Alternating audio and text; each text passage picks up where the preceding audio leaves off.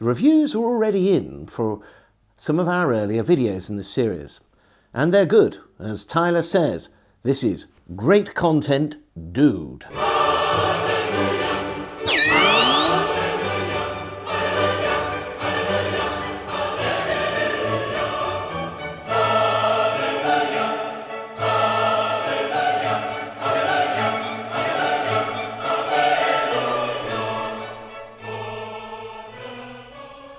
Hello. Are you sitting comfortably? Then we'll begin. I'm Tom Barclay Matchett, the London Storyteller. I share the stories of the people, places and personalities that have made London the finest city on earth.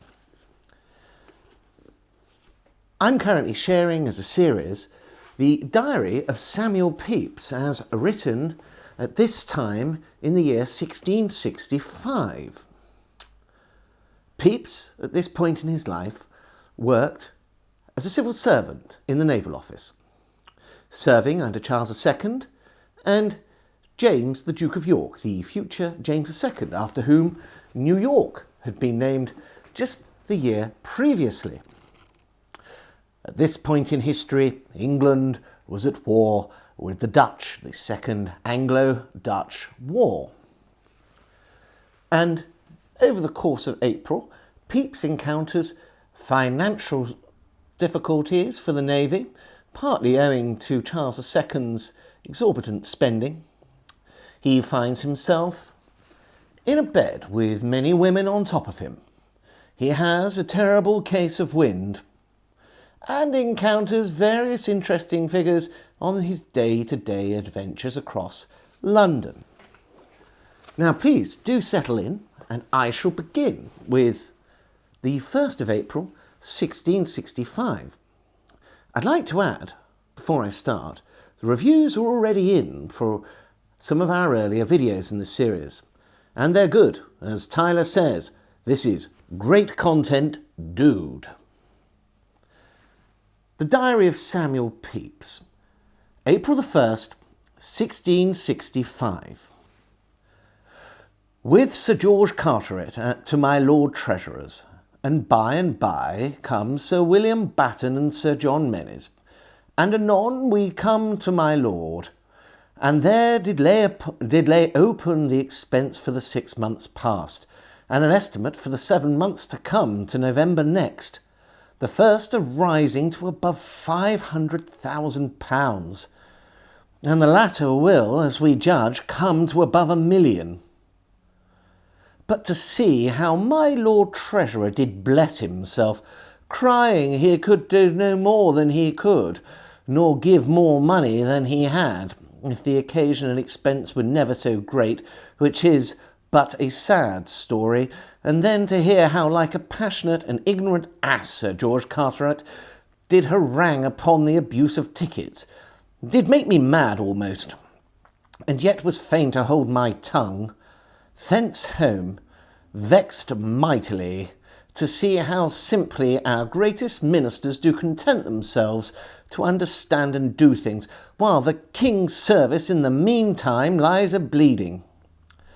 At my office late, writing letters, till ready to drop down asleep, with my late sitting up, late and running up and down a days, so to bed.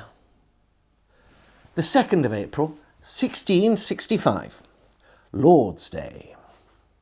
At my office all the morning, renewing my vows in writing. Then home to dinner. All the afternoon, Mr. Tasborough, one of Mr. Pepys' clerks, with me about his master's accounts. In the evening, Mr. Andrews and Hill sung, but supped not with me. Then, after supper, to bed. The 3rd of April, 1665. Up and to the Duke of Albemarle and Whitehall, where much business, thence home and to dinner, and then with Creed, my wife, and Mercer to a play at the Duke's, but of my Lord Orrery's, called Mustapha, which being not good, made Baterton's part and Ianthus but ordinary too, so that we were not contented with it at all. Thence home and to the office a while, and then home to supper and to bed. All the pleasure of the play was, the king and my Lady Castlemaine were there, and pretty witty Nell at the king's house, and the younger marshal sat next to us, which pleased me mightily.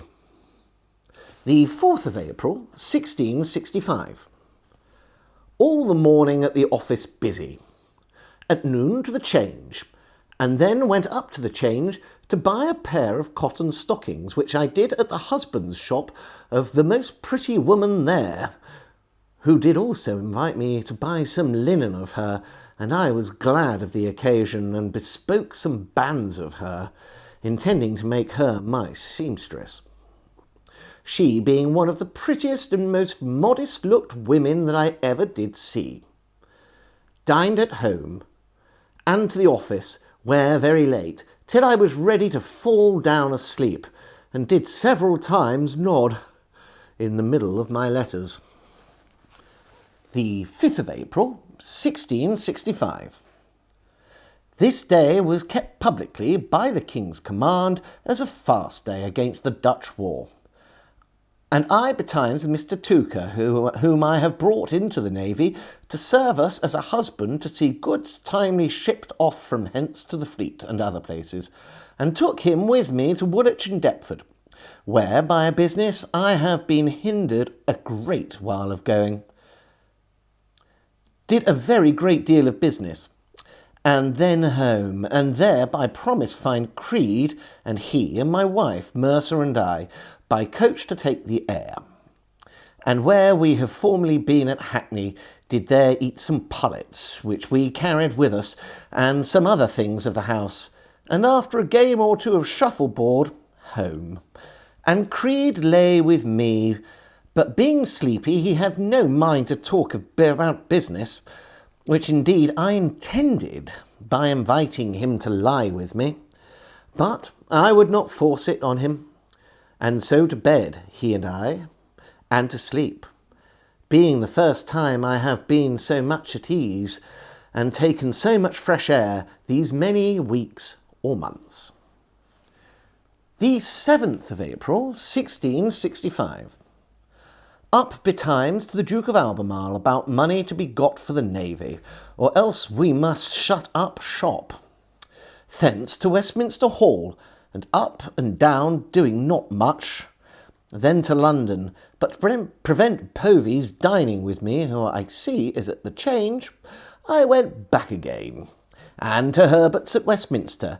There sent for a bit of meat and dined, and then to my Lord Treasurer's, and there with Sir Philip Warwick, and thence to Whitehall, in my Lord Treasurer's chamber, with Sir Philip till dark night, about 4 hours talking of the business of navy charge, and how Sir George Carteret doth business, keeping us in ignorance what he doth with his money.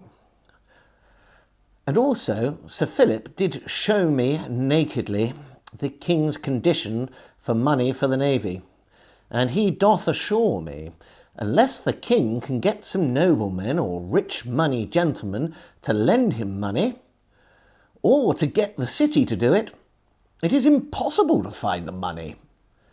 We having already, as he says, spent 1 year's share of the 3 years' tax, which comes to £2.5 million. Being very glad of this day's discourse in all, but I fear I shall quite lose Sir George Carteret, who knows that I have been privately here all day with Sir Philip Warwick. However, I will order it so as to give him as little offence as I can. So home to my office, and then to supper, and to bed. The 8th of April, 1665. The French ambassadors are come incognito before their train, which will hereafter be very pompous. It is thought they come to give our king to join with the King of France in helping him against Flanders, and they to do the like to us against Holland. We have lain a good while with a good fleet at Harwich, the Dutch not yet said to be out. We, as high as we make our show, I am sure, are unable to set out another small fleet, if this should be worsted. Wherefore, God, send us peace, I cry. The 11th of April, 1665. Up, and betimes to Alderman Cheverton to treat him about hemp, and so back to the office. At noon, dined at the Sun behind the Change with Sir Edward Deering and his brother and Commissioner Petty. We having made a contract with Sir Edward this day about timber, thence to the office, where late very busy, but with some trouble, have some hopes of profit too. So home to supper and to bed. The 12th of April, 1665. Dined at home and thence to Whitehall again, where I lose most of my times nowadays, to my great trouble, charge, and loss of time and benefit. And there, after the council rose, Sir George Carteret, my Lord Brunkard, and Sir Thomas Harvey, and myself down to my Lord Treasurer's chamber to see him, and the Chancellor and the Duke of Albemarle. And there I did give them a large account of the charge of the navy and want of money. But strange to see how they held up their hands, crying, "What shall we do?" Says my Lord Treasurer, "Why, what means all this, Mr. Pepys? This is true, you say, but what would you have me to do about it?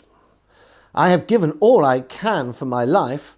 Why will not people lend their money? Why will they not trust the king as well as Oliver?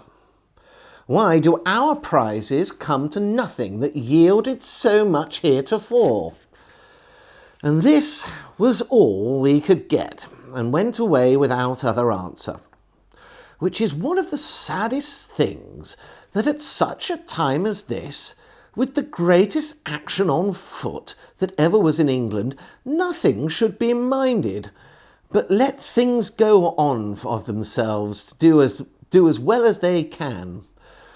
So home vexed, and going to my Lady Batten's, there found a great many women with her in her chamber, merry, my Lady Penn and her daughter, amongst others, where my Lady Penn flung me down upon the bed, and herself and others one after another upon me, and very merry we were. And thence I home, and called my wife with my Lady Penn to supper, and very merry as I could be, being vexed as I was. So home to bed. The 13th of April, 1665. Lay long in bed, troubled with a little wind, but not much. So to the office, and there all morning, at noon to the Sheriff Waterman's to dinner. All of us men of the office in town, and our wives, my Lady Carteret and daughters, and Lady Batten, Penn, and my wife, and co., and very good cheer we had, and merry. Music, and after dinner. And a fellow danced a jig, but when the company began to dance, I came away, lest I should be taken out, and God knows how my wife carried herself. But I left her to try her fortune. So home, and late at the office, then home to supper and to bed. I hope you've enjoyed watching this video. Please don't forget to add your comments, like and subscribe. Cheerio!